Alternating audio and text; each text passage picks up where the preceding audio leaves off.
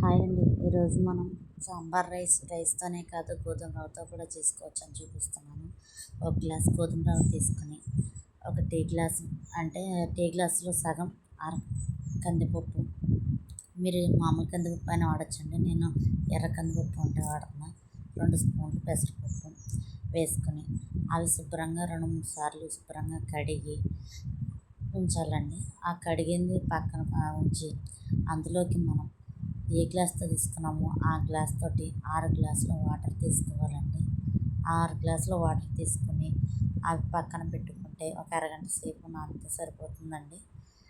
మన దగ్గర వెజిటేబుల్స్ ఉంటాయి చూడండి, ఆ వెజిటేబుల్స్ని మన దగ్గర ఏముంటే అవండి.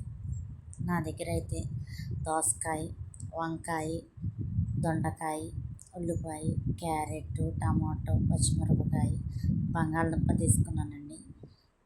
మీ దగ్గర ఆనపకాయ, ములక్కాయ అవి కూడా ఉంటే తీసుకోవచ్చు. స్టవ్ ఆన్ చేసి కుక్కర్ పెట్టుకొని అందులోకి 2 స్పూన్ల ఆయిల్, 1 స్పూన్ నెయ్యి వేసుకొని అది కొంచెం వీటెక్కాక మనం ముందుగా కోసి పెట్టుకున్న వెజిటేబుల్స్ ఉన్నాయి కదండి, వాటిల్లోని పచ్చిమిరకాయలు, ఉల్లిపాయలు, వంకాయలు, క్యారెట్, బంగాళదుంప అవి వేసుకున్నానండి. నేను ఫస్ట్ అవి వేసుకొని అవి ఒకసారి అటు ఇటు తిప్పుకుంటే 5 నిమిషాలు మగ్గనివ్వాలండి.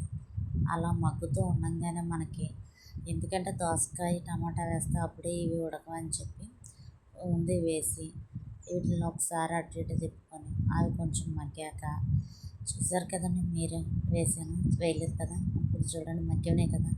ఇలా మగ్గినప్పుడు ముందుగా మనం కోసిపెట్టిన దోసకాయ టమాటా కూడా వేసేసి ఒకసారి తిప్పుకొని 2 స్పూన్ల ఉప్పు, నేను కల్లుప్పు వేసానండి. 2 స్పూన్లు ఉప్పు, అర స్పూన్ పసుపు,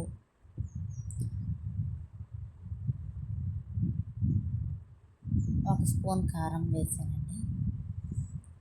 ఇవి వేసి ఒకసారి అటు ఇటు తిప్పుకొని, మనకు ఉప్పు కారం కూడా ముక్కలకి బాగా పట్టాలి కదండి. ఒకసారి అటు ఇటు తిప్పుకొని ఉంచితే ఉప్పు కారం కూడా బాగా పడుతుంది.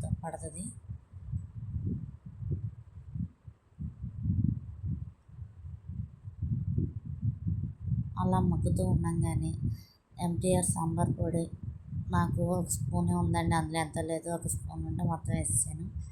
మీరు కూడా 1 స్పూన్ ఎంటీఆర్ సాంబార్ పొడి వేసుకొని అది కూడా ఒకసారి ముక్కలకి బాగా పట్టనివ్వాలండి. అలా పట్టుతూ ఉండగానే ముక్కలు చూసారా మగ్గిపోయినాయి.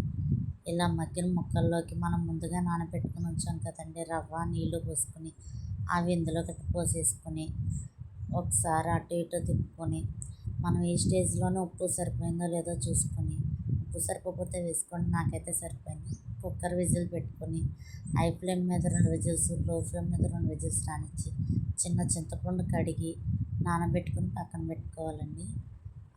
మనకి ఇప్పుడు విజిల్ వస్తుంది, 2 విజిల్స్ వచ్చినాయండి. ఆ విజిల్ చల్లారాక ఒకసారి చూసారా మీరు ఎలాగ ఉడికిపోయిందో.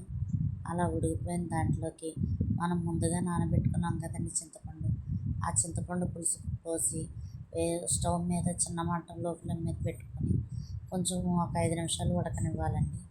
అలా ఉడుకుతూ ఉండగానే మనకి దగ్గర పడుతుంది. అలా దగ్గర పడుతూ ఉండగానే మనం పోపు పెట్టుకోవాలి కదండి.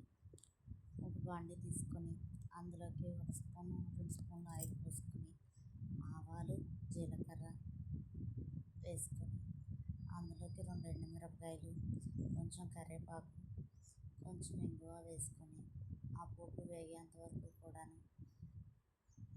వేగనివ్వాలండి. పోపు వేగితేనే ఆ స్మెల్ బాగుంటుందండి. పోపు వేగిన తర్వాత మనం ఉడకబెట్టుకున్న ఈ సాంబార్ రైస్ బదులు రవ్వ రైస్ ఉంది కదండి, అది అందులో వేసుకొని ఈ తాలింపు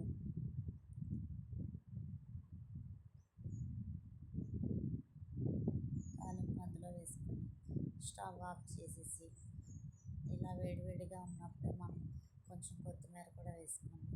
వేడి రవ్వ సాంబార్ తినేస్తే చాలా బాగుంటుందండి. ఒకసారి మీరు కూడా ట్రై చేసి చూడండి, మీకు కూడా నచ్చుతుంది. పిల్లలకైనా పెద్దవాళ్ళకైనా కూడా బాగుంటుందండి. మీరు తినగల స్టేజ్ చూసి కట్టేసుకుంటే మనకి సాంబార్ రవ్వ రైస్ రెడీ అయిపోయింది.